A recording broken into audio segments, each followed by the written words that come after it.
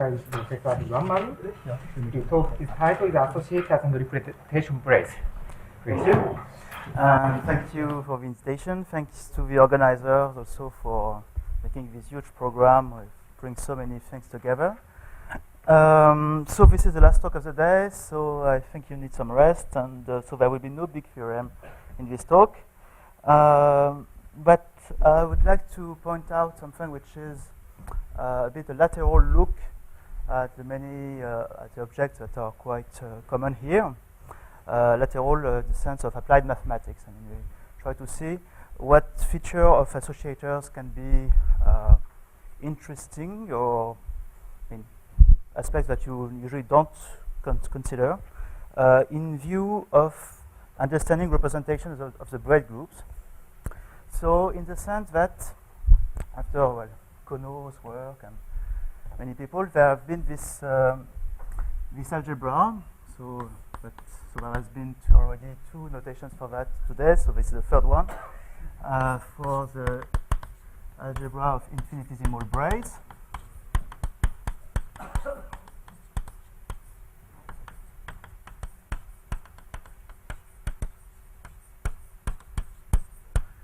And of course, there is an action of the symmetric group on that algebra, and so there is a well-known analog of the braid group, which is a semi-direct product of the group algebra of the symmetric group by the enveloping algebra of this Tn. And so what we want to do when we study a representation of the braid group is to start from a representation of that object, so really a genuine matrix representation of that object, which is something which is more easy to find, to discover, than usual representation of the braid group. There is some kind of linearized process here that makes the things easier. And from that data, from that infinitesimal data, we want to consider a representation associated to that, which can be, well, most usually it is done by some kind of monodromy construction, which is well known, due to basically to Aomoto and Kono, and which consists in choosing a base point in the configuration space of ordered tuples with distinct values here, and then to consider a one form of this space with value in that Lie algebra here, which is a sum of these matrices, the phi of Tij's here, times the d log of Zi minus Zj, and we can put some parameter here, and from this, by a very classical geometric monodromy construction, one gets a representation of the braid group Bn inside GLN. So we have this construction that obviously depends on this parameter h. So this is actually a function of h, which values representations of the braid group. And actually it turns out that this process is analytic in h. And so as a consequence, we get from this a representation over the over the ring of convergent, universally convergent power series. So if one wants to look more precisely to this construction here, so probably the easiest way to have an idea of that is to consider what happens when you take a braid which lies inside the pure braid group, which is a pi1 of this space. So you take the class of a loop gamma, and to this you associate a monodromy construction which is made out of iterated integrals, and it is the sum of gamma of this iterated integral here. And if you want to isolate this parameter h here, you can call that omega 0, omega naught, and this is the sum over r of h to the r times the iterated integral of omega naught over gamma. And so the theory says that this has to be a series of infinite convergent radius.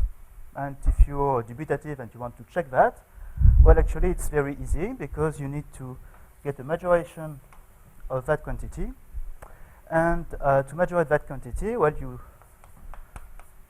do the stupidest thing in the world. You majorate the integrand and the domain of definition. And what you get is that because this is an iterated integral, this is actually an integral over a simplex. And what you got here is some constant to the r, which corresponds to well, the values, the norm of this element here, multiplied, by the volume of the simplex, and you get something which is bounded by c to the r to this, and so this is something which is universally convergent. So this is really fine, and this is exactly how people do when they want to, well, to do representation theoretic business, because the nice thing about that is that you can choose every value of h that you want, and you've got nice property. The problem with that is that, first of all, you get in your coefficients there a lot of complex numbers that you have no control on here. The other point is that this is dependent on the base point. So a priori, this is not a terrible thing, because if you change the base point, you will get an isomorphic representation. But sometimes you want something more specific. For instance, you want something you want to study unitary representation, and in that case, having things up to conjugacy is obviously not a good thing. So this is the kind of problem that this classical construction has. So one other thing that you can do is to use associators. And this is what we will do. And we'll see that this construction has some good points and also some bad aspects that we'll try to see how to repair them. So what is the general setting now of starting from a representation of this object using a given associator and find a representation of the braid group based on these two data? So first of all, we can be a bit more ambitious here. So we start from a field of characteristic 0. Our thing here is defined over an arbitrary field, arbitrary even over z, so there is no problem here. And we start again by a representation of this object, but now defined over k.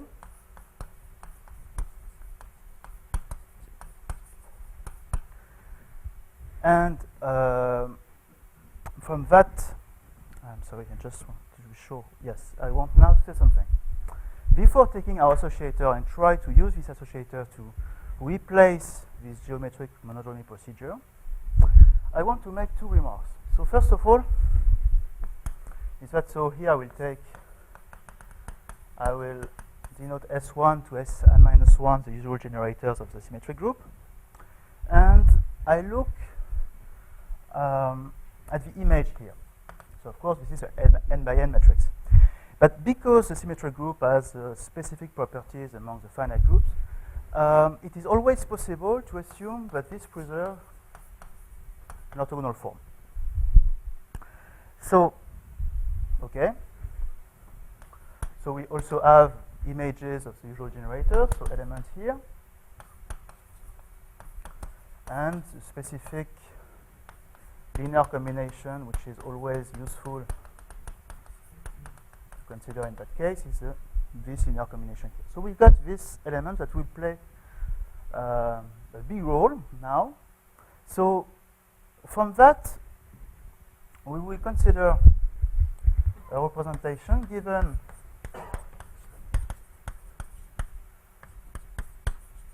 afforded by this data, so this infinitesimal representation, and the choice of one associator here.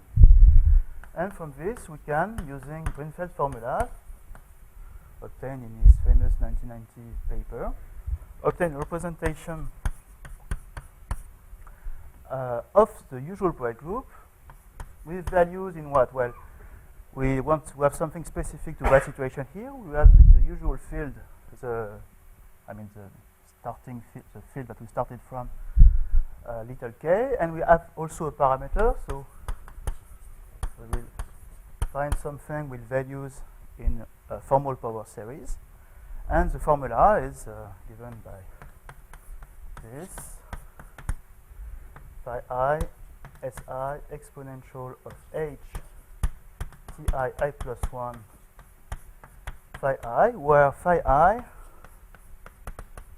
is the evaluation of your associator to h tii plus 1 h yi. Okay, so Drinfield's theory shows that this works. This provides actually a morphism, well, the associators provide a morphism from the braid group to some completion of that, and if you use the representation here, you get exactly a way to construct a representation of the braid group from the choice of one associator and this infinitesimal representation. Yeah. Thank you. Okay. So this is actually a very important point. So in that construction, we get that the usual generator sigma 1 to sigma n minus 1 of the braid group are mapped to conjugates of that expression. Okay. So now back to here, to our representation theoretic perspective. One thing which is very strange, but very useful, is that usually these Tij's, so Si is orthogonal. So we have Si I joint. So this is, I will denote the I joint by a plus sign, is Si inverse. Okay. So first note that Si is involutive. So actually this is also self-adjoint. And here, usually it turns out, in many, many examples, that these Tij's that you have actually are self-adjoint. And this is a very nice property that occurs in many examples. So in particular, there is a Cherednik miracle. I mean, what I call the Cherednik miracle is that if you put Tij, so what I mean by Tij is the image of the generators inside my representation. If I take this to be the same thing as the image of the transposition Ij, this works. This is a complete miracle, which is the basis of many things. But so this works in particular here. Because of that property, it turns out that for this construction, this is you have self-adjoint operators when you consider images of the Tij's. And so this brings to light what are called eco-algebra representations, and I will speak a bit more about them very soon. So we have, so just trust me, in many places, in many occasions, you have that property. And so at first it might look a bit surprising, and we may wonder how to interpret that property.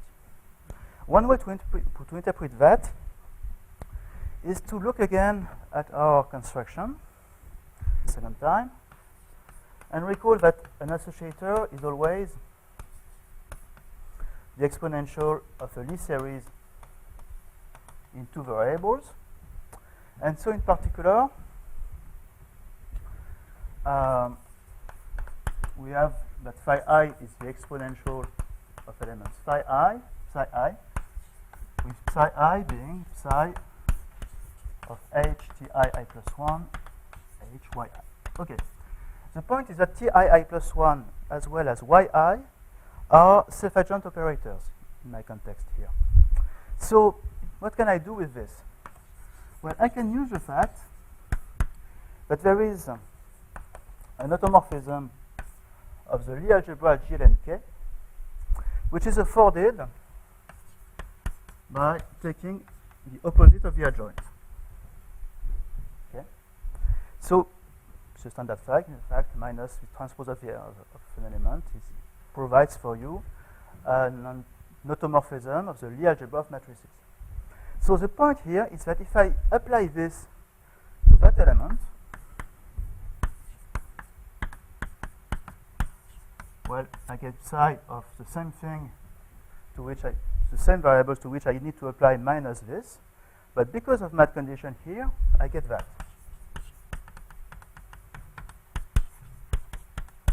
Okay, so what? I have exchange A and minus A.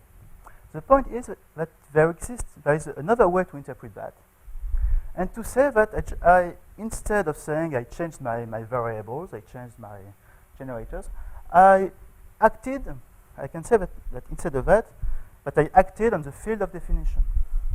saying that this is actually the image of my original psi I by using some automorphism of the formal power series here, which maps h to minus h. Okay, so if my psi is even, of course, I didn't change anything. I have another property. But in general, I always, by taking the exponentiation, I get that phi I always belongs not only to GLN of k, but to some formal unitary group, which can be defined, which is a unitary group with respect to this automorphism. So namely, this is the set of elements in GLN k, such that if you take the adjoint and you apply epsilon, then you get the same thing as the inverse. So you've got something here which is a representation theoretic interpretation of the property that the phi's are exponential of Lie series. Okay, so what do I do with that? Well, I need now to interpret that property in terms of the representation that I have. So before that, I just say that if I have something which is even, actually this is already an orthogonal representation, an orthogonal matrix with coefficient in the fixed field of epsilon. Namely, here I have in k to the epsilon, I only have even formal power series. So what I said about the representation is that, first of all, I can say that all the elements have the property that well, their image are unitary with respect to this automorphism. And also, I have, in case I can choose an even associator, well, in that case, I can say something with respect to the usual automorphism of the braid group that is usually called taking the mirror image. So, namely, G, well, you know G to G bar, because to some extent it's the same thing as a complex conjugation, which is an automorphism of the braid group that maps every generator to its inverse. So this is really taking the image of your braid under mirror by mirror image. And in that case, what you get is that if you consider the image of your braid, you take the adjoint and the inverse, well, it is actually the image, the same thing as twist. Instead of twisting, well, acting on the image, you can actually act on the source and twist your representation by this morphism. So we have then a very interesting traduction of the evenness of an associator. But of course, if we want to do rather applied mathematics, we don't want to have something formal. We want actual unitary representation. So how do we do that? Well, that seems to be easy, right?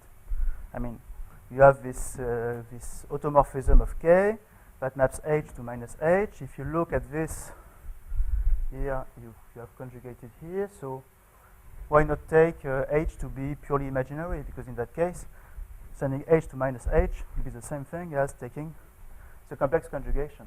Okay, so take h into IR, but the thing is that we need k to be R. And if we do that, then actually we get a representation of Bn inside the unitary group, and we are happy with that. So there are two problems with that. The first one is that we need that our associator is convergent. And the second problem is written here. We need to have phi. We need phi to be a real associator. So we have these two problems here that would, in some sense, fool our wishes. I mean, it's really, we would be really glad to do that.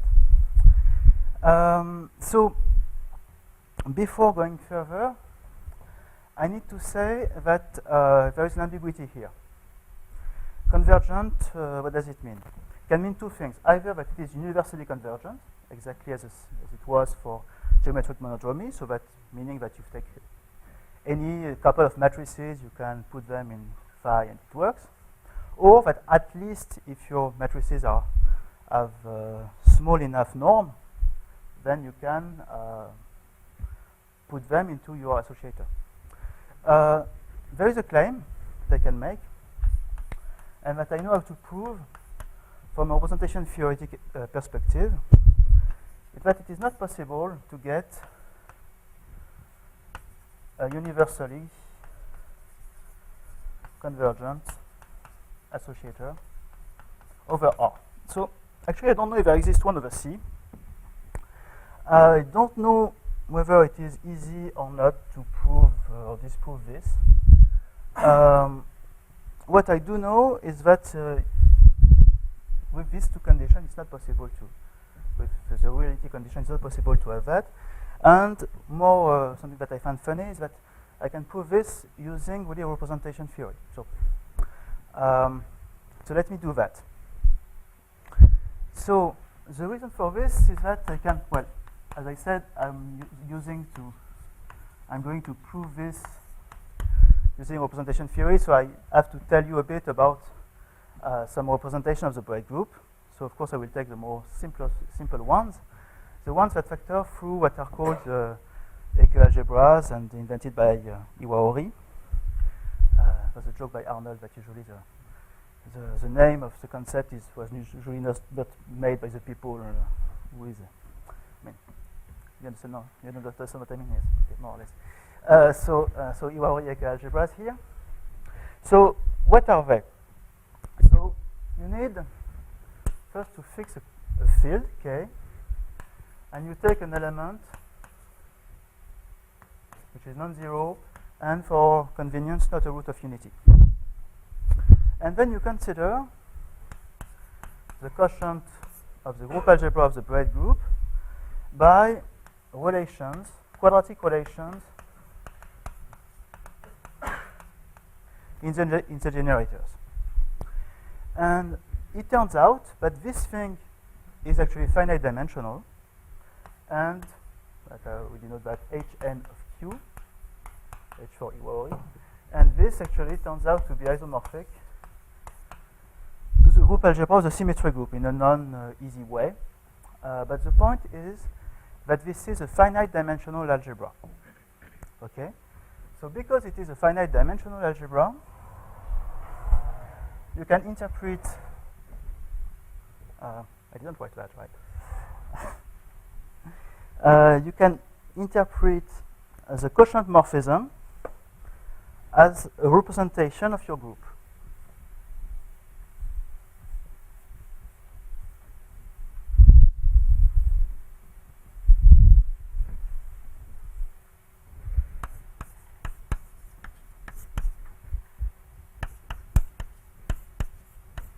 You got a quotient of a big algebra, which is a finite dimensional one, and you can always embed that algebra into a matrix algebra. For example, big capital N being the dimension of the algebra. If you want, you make this algebra act on itself. Okay, and so this provides for you a representation of the braid group. So, okay. Are these representations of the form that we want? Yes. So I said this briefly, that there is some construction, some specialization of the Tijs that works. So trust me, it is possible to construct these representations formally, namely when you have K, let's say the field of Lorentz series over R, and Q the exponential of H, you can build that representation from the choice of an associator, so assuming that you have phi as before in ASOC1 of R and supposed to be universally convergent, and you map this into a formal unitary group. But our assumption that phi is convergent tells us that we can specialize and actually choose H to be purely imaginary. I write here 2i theta. Then I get a representation over C. And the consequence of that is that this imposes consequences on the structure of that equialgebra which are not, well, which lead to some contradiction after, at least if you wanted to have a representation on sufficiently many strands, so for big N. So let me just explain briefly how it goes. Because the point is that if you can unitarize this, so you've got a unitary structure on your equialgebra. Remember, it is a finite dimensional one. So in particular, inside this equialgebra, you've got the corresponding quotient on n-1 strands. So you've got Hn-1. You can decompose that algebra as a direct sum here. An orthogonal sum, and then you can consider, for instance, the projection on this, the projector on that subspace has to be a positive operator. Then you can also, you need to remember that sigma n-1 here is actually a unitary operator. So you can build out of that another positive one, which is En-1, which is the projection onto one of the two eigenvalues of sigma n-1.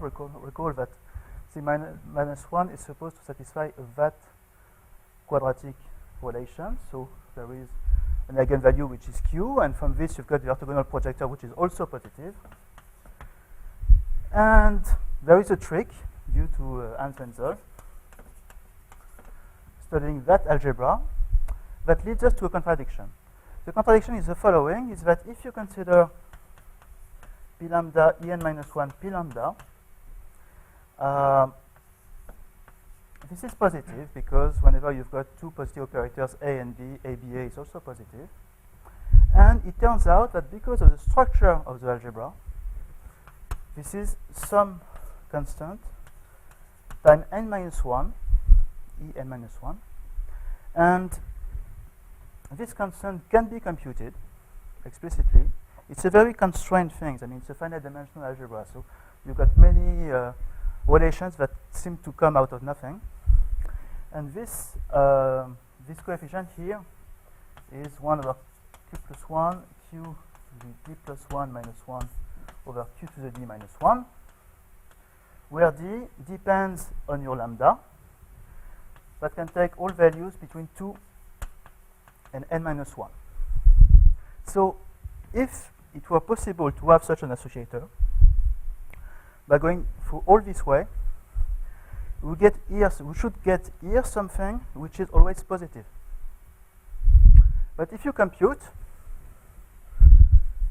you can express that in terms of theta. This is a real number, actually. It is 2 the cosine of theta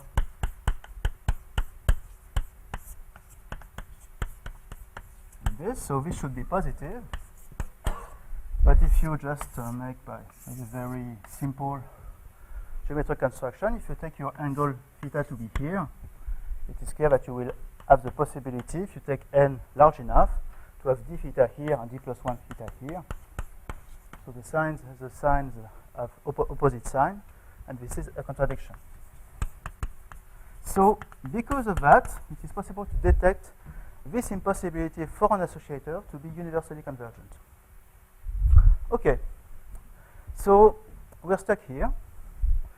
We're still wondering whether there exists, a way to use these infinitesimal properties of the Tijs and make some connection with genuine unitary representation of the braid group.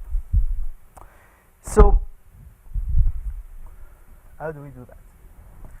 So first of all, we'll wonder whether there exist associators which have non-zero convergent radius. Well, there exist, and actually the most known one is convergent. So phi kz is convergent. There is a very short argument for that that I never saw in print, so I will explain this.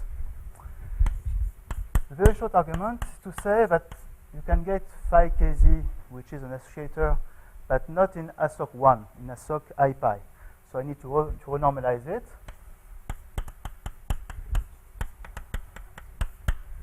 Here. And what is phi tilde kz? Phi tilde kz is a real formal power series which is defined as a regularization of another series. Phi c is the sum over what are called convergent words and words in x and y, which means that depending on convention, they start with x and they end with y, of some multiple zeta values times omega. And the regularization process is it's a very, something due to Lea and Murakami. The regularization process consists in starting with a formal power series in two variables x and y to map x to x minus alpha, y to y minus beta. This provides an algebra morphism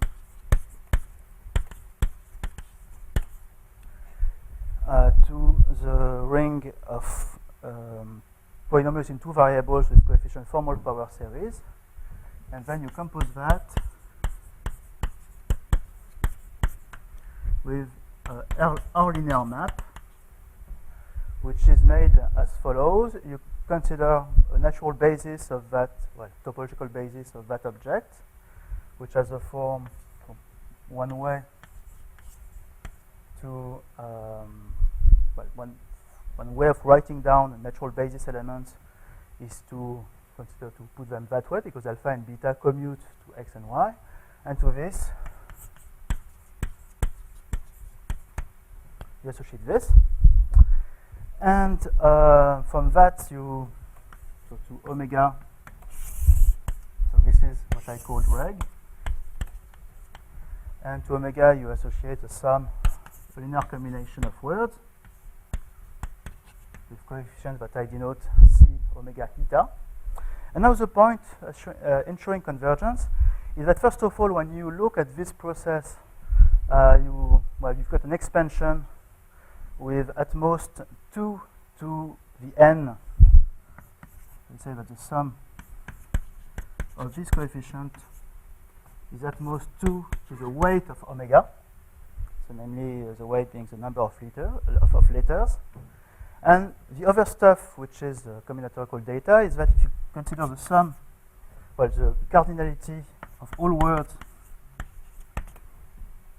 of length n, this is exactly actually 2 to the n.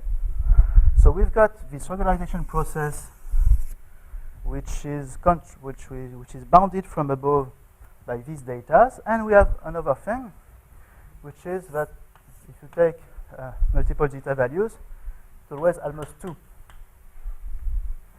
because the multiple zeta value is always bounded by a value of zeta, which is a value of zeta of the length minus the depth, which is at most 2.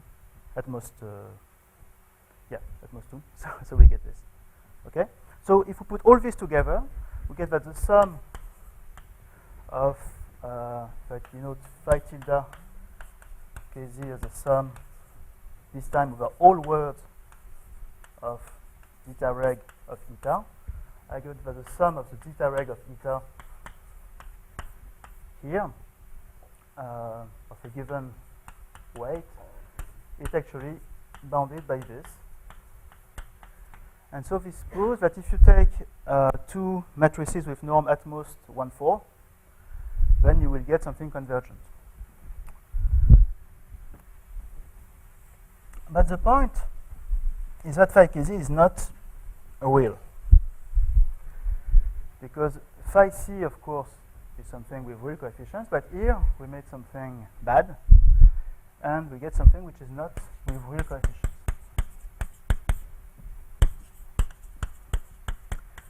So this is a problem.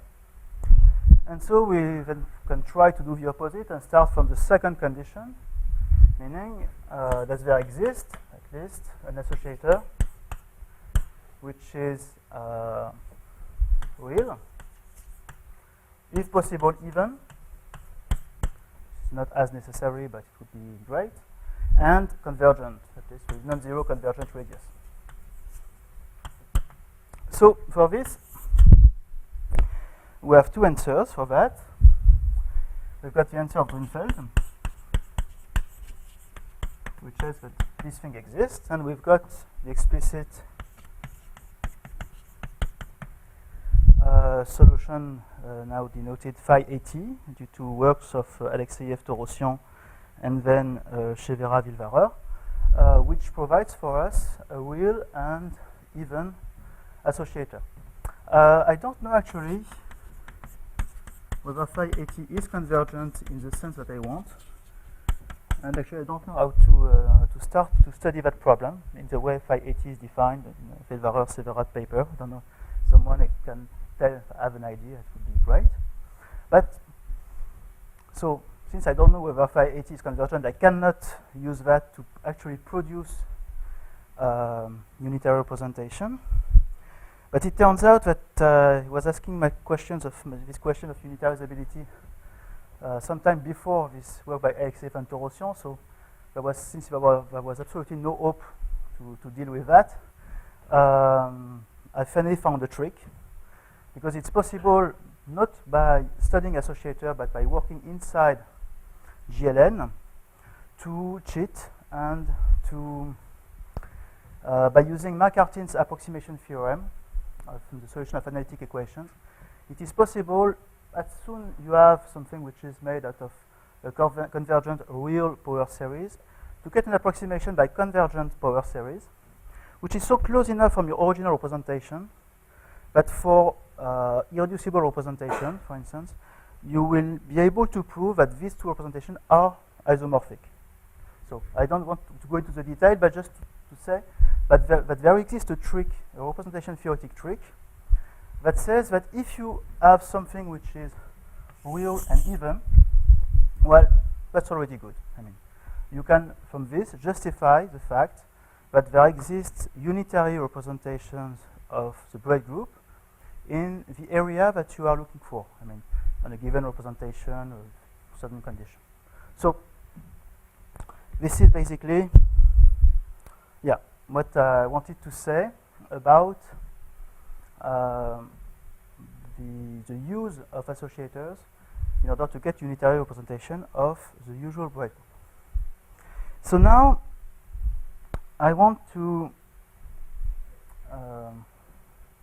look at what happens if one is not satisfied with just looking at the braid group, but also if we're interested in looking at generalized braid groups. And yeah.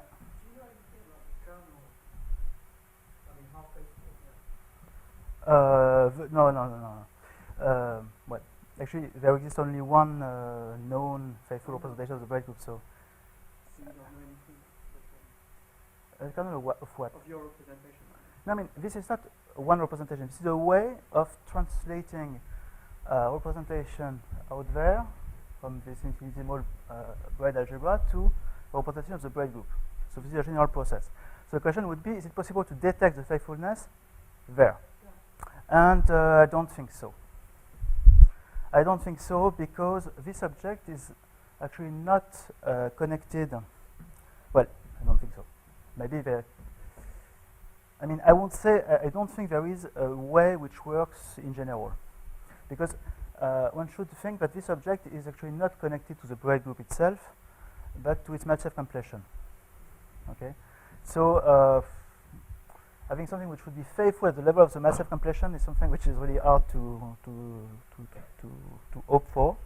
And so most of the faithfulness issues are actually hidden into the composite of these two maps. And we have control only on one of them.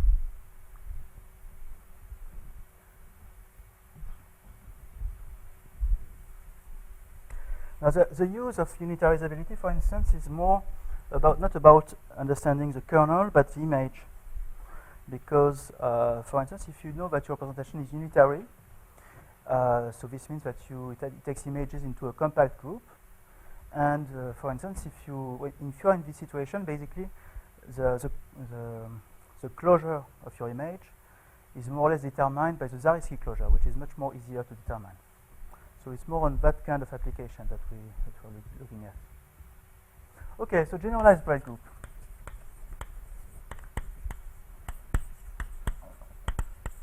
The nice thing about them is that the thing that does generalize the most easily is the representation theoretic side. So this is why I coupled the two aspects here. Generalized braid group, what does it mean? It means that you replace a symmetric group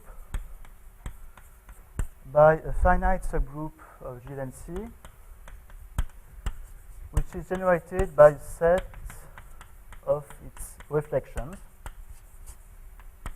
I said pseudo because I don't ask this reflection with respect to an hyperplane to have order 2. I just I allow other things which are finite order. And so it turns out that these finite reflection groups are classified. They are well studied, if not well understood. They are well studied for a long time. And from this, so of course the symmetric group is one of them, because if you make it act on C to the n, the transpositions are reflections, so it's a special case. And from this you can define a whole series of objects which are exactly the analogues of the braid group, the pure braid group, and so on. So how do? You first define an hyperplane arrangement, which is the set of fixed hyperplanes. You define an analog of the space of configuration, which is the hyperplane complement, on which your finite group W acts. And from this, you define a pure braid group, P, which is a pi 1 of X, a full braid group, which is a pi 1 of the orbit space. And what about infinitesimal braids algebra? Well, it is there is a generalization which is called the holonomy Lie algebra, which is defined as a quotient of the free Lie algebra over the first homology group divided by some quadratic relation, which is connected to the cap product. So there are all these objects, and also there are equialgebras that are defined in similar ways. Slightly cheating here, but never mind.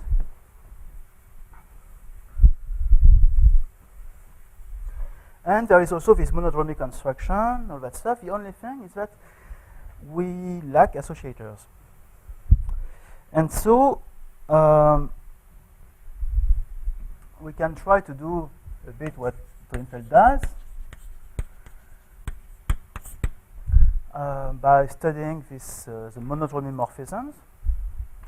So the monodromy morphisms, which I presented as a way to get a genuine representation of the braid group from infinitesimal data, can be deduced from a more universal construction, that is here a morphism from B to the semi-direct product of the finite group with this exponential of this geometric object here.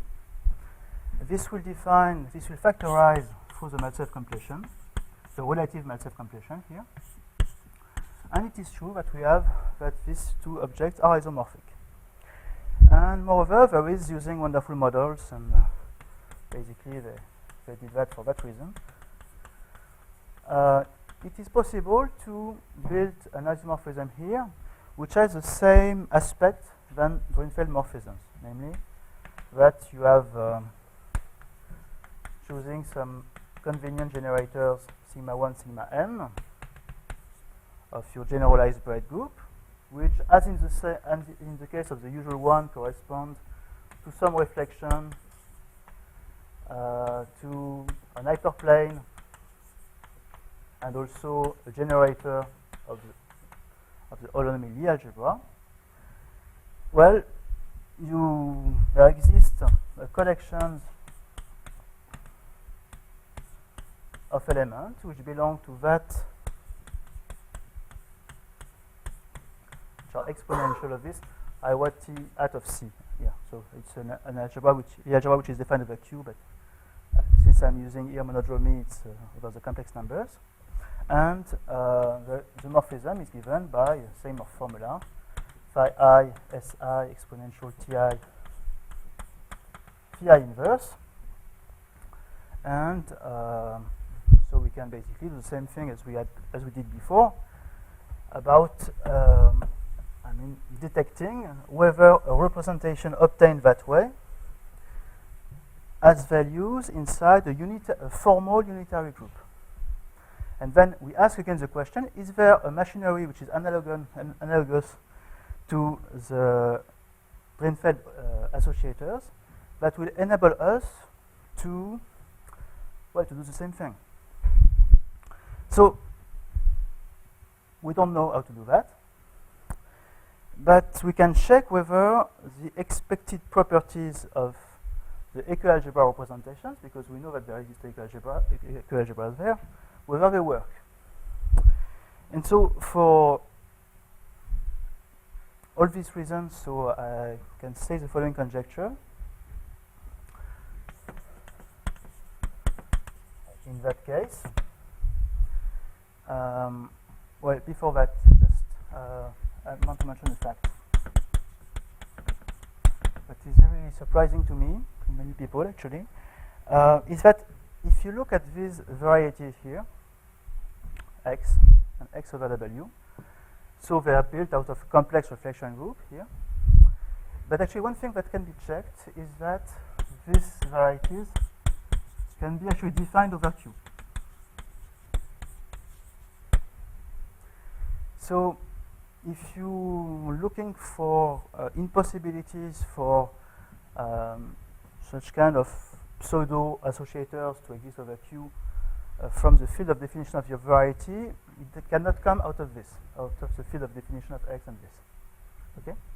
So now the conjecture is that first of all, well, conjecture that things, certain things which are true for the braid group are true also in that setting.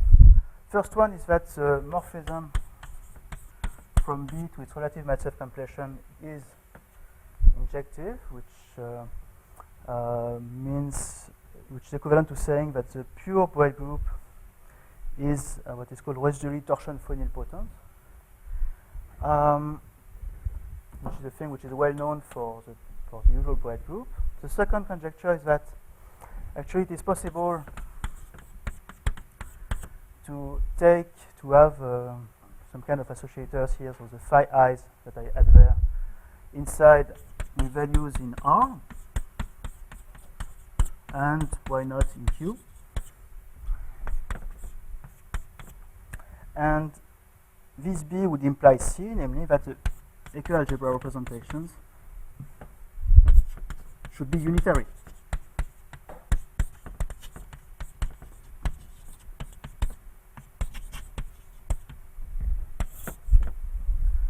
Okay. So are there some of these things that we know? So this is what I will try to explain.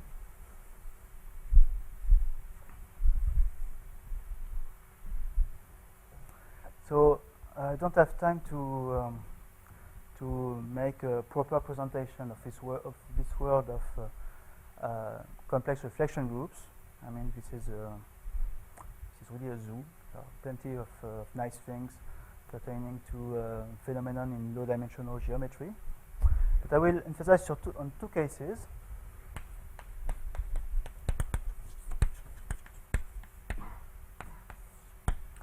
The first case is when W is actually a real reflection group. And so this is a so-called finite Coxeter groups. And so this is, in some respect, a much nicer word than the general one. Because in that case, one reason why it is nicer is because when you define your generalized braid group here, well, I didn't give any base point, right? The reason why I didn't give it is because it's not only it is not easy, and actually no one knows how to do to choose a better base point, but also the choice of the base point is something which changes a lot the presentation that we will have here. And so the way these groups are understood depends away on that presentation, so it's really a mess. But here, it is well known that it's possible to get a canonical base point,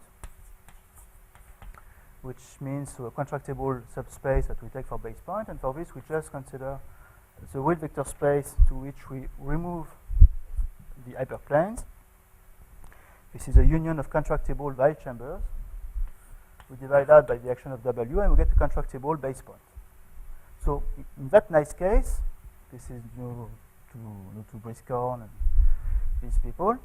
From that, in that case, we can be more specific about the presentation, and the presentation, the usual generators here that generalize the Artin generators can be built in that way. You take the base point so inside this contractible subspace, and on the top space X, you draw a line from Z to its mirror image under the respect to the hyperplane. Make a loop here, and this is your preferred generator. And the nice thing about these generators is that they behave well under, their inverse is their complex conjugate. And because I can take a base point in the real part, this complex conjugation is actually an automorphism of B. And so we have, as in the case of the braid group, a similar mirror image automorphism. And so from this, we can upgrade our conjecture and ask for something even.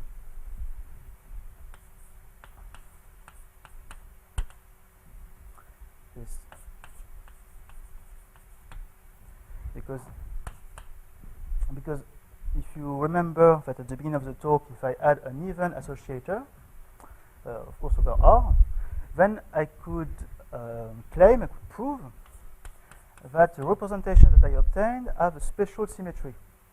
Well, this special symmetry is known to all for Ecke algebras in that case, but by works of Lustig 30 years ago. So this is another conjecture which is supported by representation theoretic data. Okay, so what is known about the conjecture, the previous one, for A, B, C? So for A, so A is known. B is known so by work of Fock and Randall for 3 types, and I gave an argument for doing the other ones. For B, it is known for dihedral groups. So for groups for 2 by 2, well, for dihedral groups inside GL2. So I did this 8 years ago. And there is another case, but I will not speak now because it will be also part of the second one, second special case. And for C, it's true. So let's look at the other one, the other special case that I want to mention. Is when you take really a complex reflection group, so something which is not, for which you cannot deal, you can use that nice theory of Coxeter groups and the corresponding Ecke algebras. So for the second case, if you take W to be the monomial n by n matrices with coefficients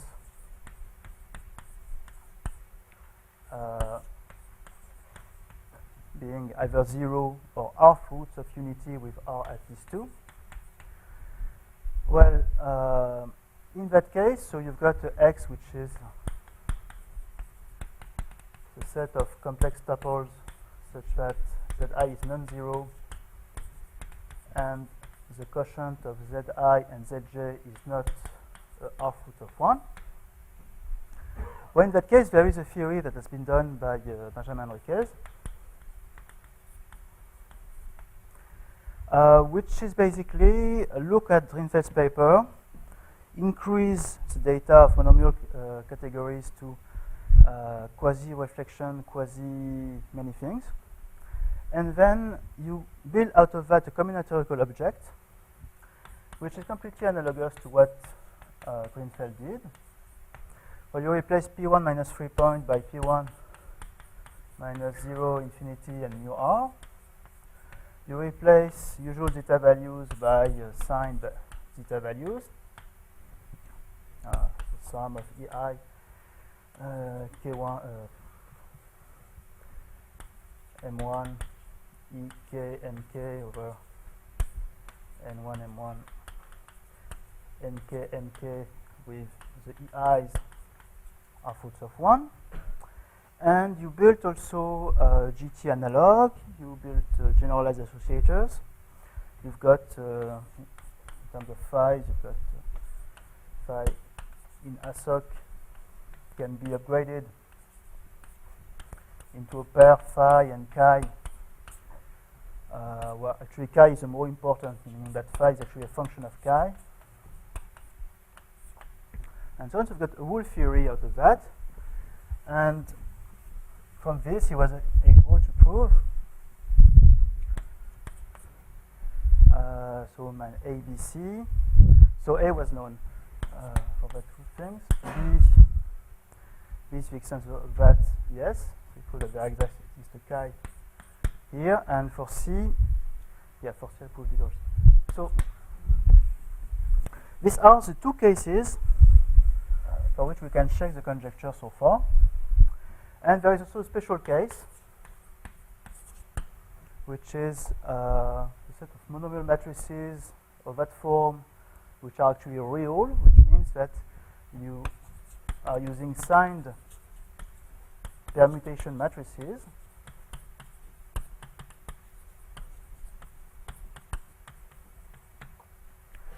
Okay, and in that case, so what is the intersection problem? The intersection problem is whether the conjecture here is true, and actually, yes, it is. So this is what's, well, maybe the only recent result that I proved in this talk, which is that there exists actually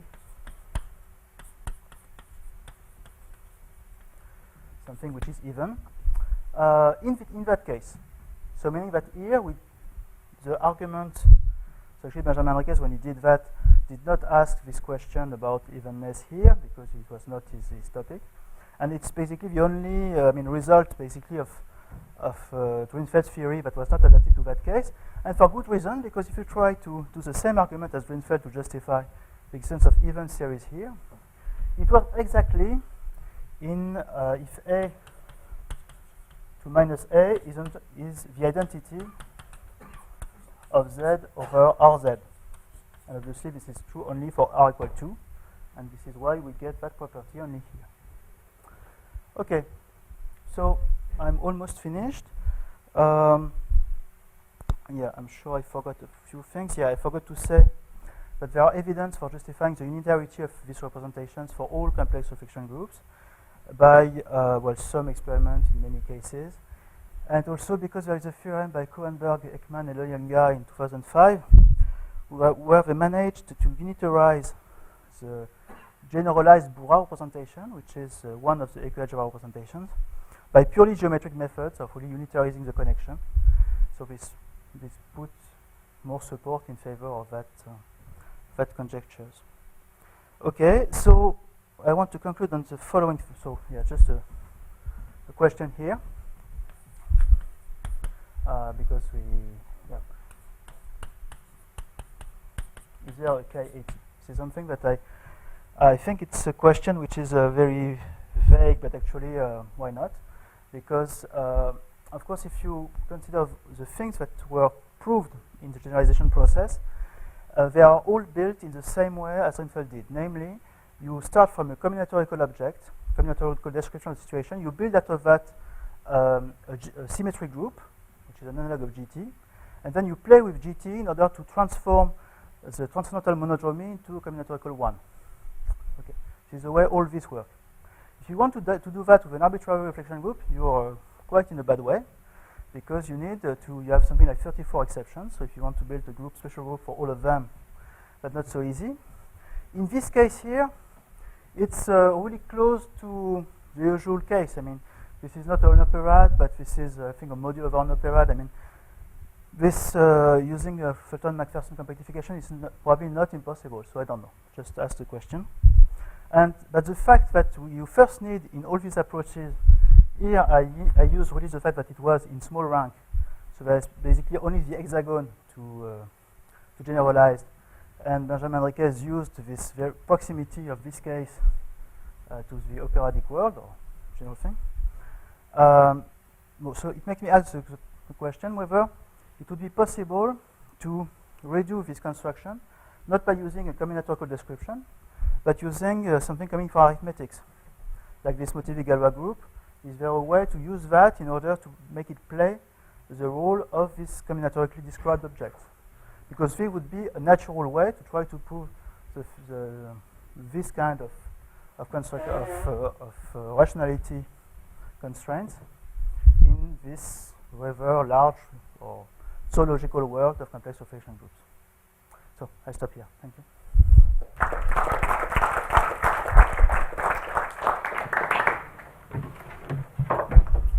Questions? Yes, I have a question about roots of unity. I guess my talk was about the square roots of unity, plus or minus 1, the alternating sums and the multiple zeta values. Yeah. And Pierre Deligne made an enormously productive suggestion to me that the next thing I should look at was 6 roots of unity. And indeed, there are Feynman diagrams in my paper down there, which, much to the surprise of the community, evaluated 2 polylogarithms at 6 roots of unity. In quantum field theory, at least in 4 dimensions, we've never hit the 4th roots of unity. So the first number would be Catalan's constant, 1 minus a third squared plus a fifth squared. You know, if it was the first power, that would be pi by 4. We've never hit that. Is there anything from your perspective that makes 4th roots of unity less desirable than 6th roots of unity, or all roots of unity co-equal to? No, from this there is no difference at all.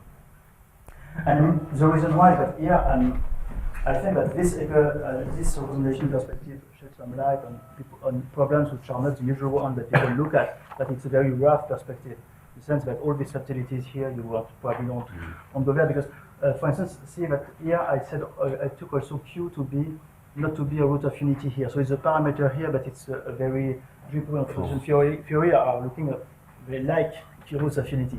So it's more like a big picture. It's not something that you see from Deleuze's perspective, the really important thing about the 6th root of unity is the operation. Zagier's operation x goes to 1 minus x. It's complex conjugation. That's the beautiful thing about the 6th root. I mean, for this, it should probably lie into the Motivi-Galois group of that specific complex configuration. But as I said, here we are not using that arithmetic approach. So I don't know, maybe Francis knows about that, I don't know. In that case, if you remove 6 roots of unity... So you can perhaps generalize your question whether x goes to 1 minus x plays any role here. So 1 minus the root of it, I mean, I don't know if that makes sense either. No idea. But what is x here? Exactly, that's why I don't know what that means. It's not a question, but just a brief comment to David's comment. We have 4th roots of unity at 8 loops in the Untitled Chapter. Sorry, you're saying in Fight of the 4th theory, 8 loops, we have 4th roots of unity. you actually from this have, number, just yes. looking notionally at the It's one structures of the graph. denominators, implicate them. You don't have a number that Yeah. evaluates to Catalan's constant. No, but Yes, principle, so you think that they can morally, occur. They should be there. Thank you. We don't have anything one else. day you We will give only me a have- number. We only have 6th roots and 4th roots of unity, but we don't have anything else. Oh, nothing else. That's the conjecture. Until you hit something elliptic. Yeah. Any other question? Thanks for the speakers.